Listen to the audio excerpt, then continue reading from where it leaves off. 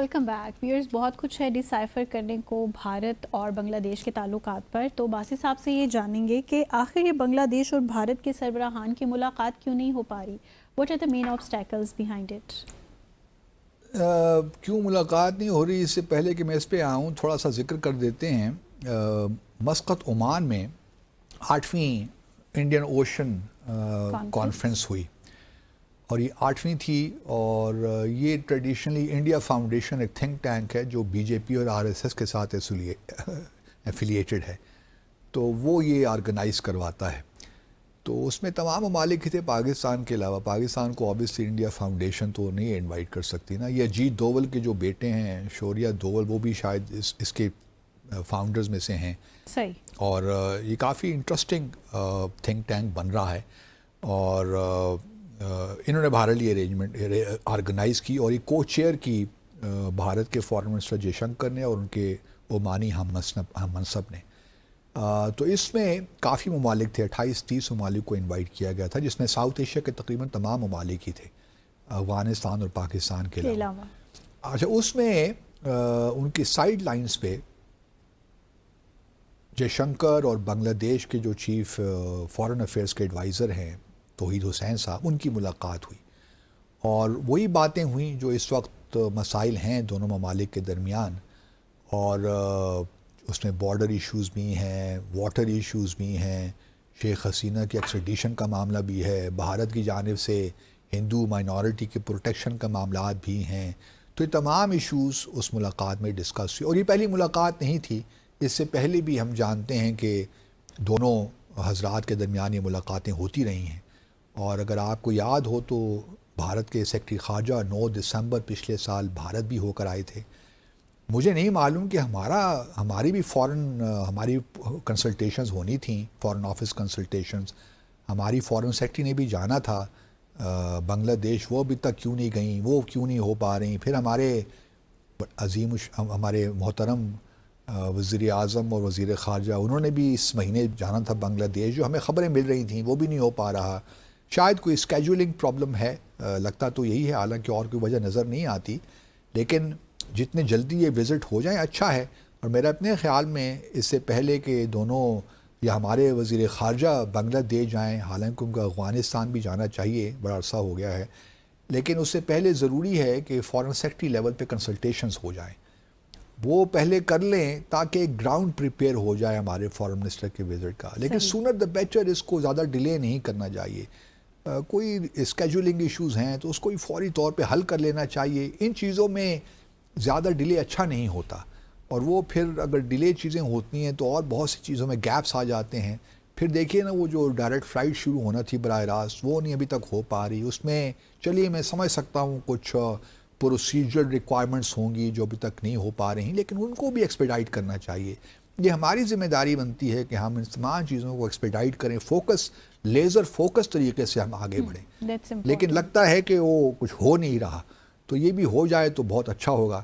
کیونکہ بنگلہ دیش کے لوگ تو اس وقت ہمارا انتظار ہی کر رہے ہیں کہ پاکستان وہ کہ ہماری ریوڑیاں وہاں پہ بڑی پاپولر ہیں، بک رہی ہیں بنگلہ دیش میں. لیکن یہ چھوٹی موٹی چیزیں ہیں، تھوڑا سا لارجر پکچر میں باتیں کریں گے تو زیادہ اچھا ہوگا. تو میں امید کرتا ہوں کہ یہ جو pending long over due visit, long کا مجھے لفظ استعمال کرنا ہے پڑ رہا ہے، حالانکہ بہت لانگ بھی نہیں ہوا، لیکن بہرحال پاکستان بنگلہ دیش ایک کانٹیکس میں ہی ہو گیا. اب یہ ہے کہ دیکھیے، جب سے پاکستان اور بھارت کے درمیان تعلقات میں ایک لاگ جیم سا آیا ہے 5 اگست 2019 کے بعد، اس وقت سے میں دیکھ رہا ہوں کہ بھارت کی اب کوشش ہے، بلکہ اس سے پہلے بھی اگر آپ کیجئے، کیونکہ 2016 میں سارک کی میٹنگ یہاں پہ ہونا تھی نا اسلام آباد میں نومبر کے مہینے میں، تو اڑی کے واقعے کے بعد بھارت نے آنے سے انکار کر دیا، تو پھر بنگلہ دیش نے بھی منع کر دیا، باقی کچھ ممالک نے بھی کہا کہ ہم بھی نہیں جاتے. افغانستان میں بھی اس وقت اشرف غنی کی حکومت تھی، انہوں نے کہا بھی نہیں آتے. تو سب بھارت کو خوش کرنے میں لگے ہوئے تھے، تو وہ نہیں ہو سکی. اس کے بعد سے بھارت نے شاید ٹھیک ریئلائز کیا ہے کہ جب تک بھارت اور پاکستان کے درمیان تعلقات میں کشیدگی ہے، یہ سارک جو ہے یہ تنظیم کہیں جائے گی نہیں، یہ ویسے ہی ہے. اور بات ٹھیک ہے، میں بھی میرا بھی یہی نقطہ نظر ہے کہ جب تک پاکستان اور بھارت کے تعلقات میں یہ جو سرد مہری ہے، جو تنازعات ہیں خاص طور پہ جموں اور کشمیر، جب تک یہ حل نہیں ہوتا اس وقت تک میں بھی یہ نہیں سمجھتا کہ یہ تعاون تنظیم ہی کچھ اچیو کر سکتی ہے. حالانکہ 1985 میں بنی تھی اور آج دیکھیے ہم کہاں کھڑے ہیں. تو یہ تنظیم کہیں نہیں چلی. تو بھارت نے ایک فیصلہ کیا اور فیصلہ یہ تھا کہ رادر دین کہ فوکسنگ آن ہم ساک وغیرہ پہ فوکس کریں, why not to focus on sub regional organizations. تو انہوں نے ایک انیشیٹو لیا بمسٹیک کا, bay of Bengal initiative for multi sectoral economic and technical cooperation, BIMSTEC. اس میں بہت سے ممالک شامل ہیں. اس میں تھائی لینڈ بھی ہے, میانمار بھی ہے, بنگلہ دیش بھی ہے, نیپال بھی ہے, بھوٹان بھی ہے, انڈیا بھی ہے. تو سارے یہ ممالک شامل ہیں. صحیح. تو اب یہ بمسٹیک کیا جو ہے سربراہی اجلاس ہو رہا ہے اپریل میں 2 سے 4 تک ہے, 2 اپریل کو ہے.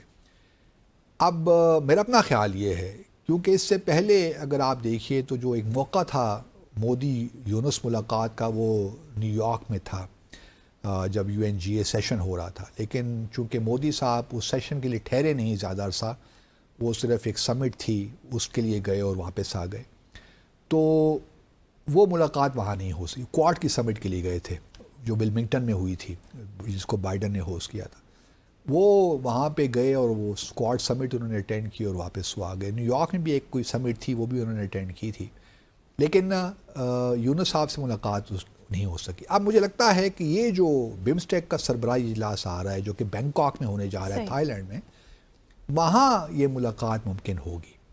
اور یہ پہلی ملاقات ہوگی ڈاکٹر محمد یونس اور پرائم منسٹر مودی کے درمیان. ابھی تک ہم نے اس کے بارے میں کچھ سنا نہیں, لیکن میرا خیال ہے کہ اب یہ دونوں سربراہان ملیں گے کیونکہ یہاں پہ وائٹ کرنا ذرا مشکل ہوگا. کیونکہ UNGA سیشن میں تو بہت ہلا گلا ہوتی ہے نا, بہت سے لیڈرز وہاں پہنچے ہوتے ہیں, کسی کا اسکیجول کا پتہ نہیں چلتا. لیکن یہ بمسٹیک کے اجلاس میں تو جو پلینری ہوگی اس میں تو دونوں سربراہان موجود ہوں گے, تو ایوائڈ کرنا مشکل ہوگا. اور میرا اپنا خیال یہ ہے کہ بھارت کے بھی مفاد میں یہی ہے کہ وہ بنگلہ دیش سے تعلقات کو اس طرح نہ بگاڑے.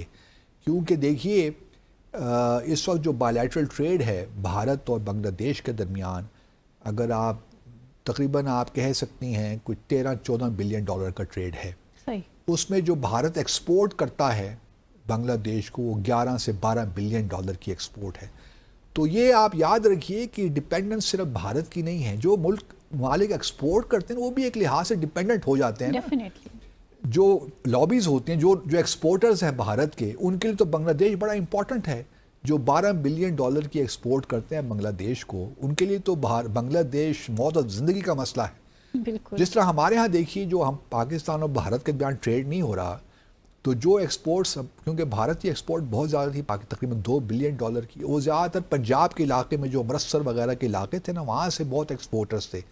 وہ بیچارے بے چین ہیں کس طریقے سے پاکستان اور بھارت کے جو ٹریڈ ہے وہ بحال ہو جائے.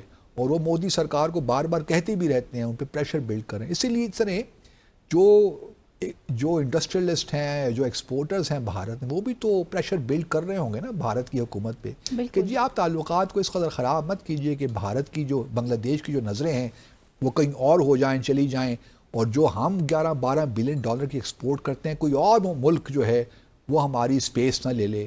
ہماری جو مارکیٹ ہم نے اتنا محنت کر کے پچھلے 15-16 سالوں میں کیپچر کی وہ ہمارے ہاتھ سے نکل نہ جائے.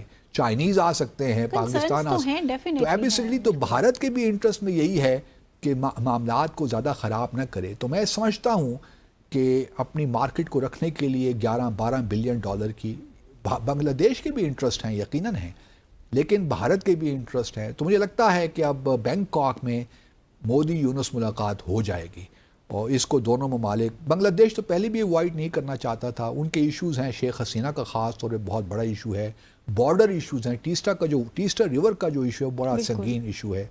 تو لیٹس ہوپ لیکن بہت انٹرسٹنگ ہونے جا رہی ہے یہ ملاقات. جی انفارچونیٹلی ہمارے پروگرام کا ٹائم یہاں اختتام پذیر ہوا چاہتا ہے. اپنے ناظرین سے انشاءاللہ ملاقات ہوگی کل مزید دلچسپ موضوعات کے ساتھ. Till then take care of yourself, be happy, اللہ حافظ.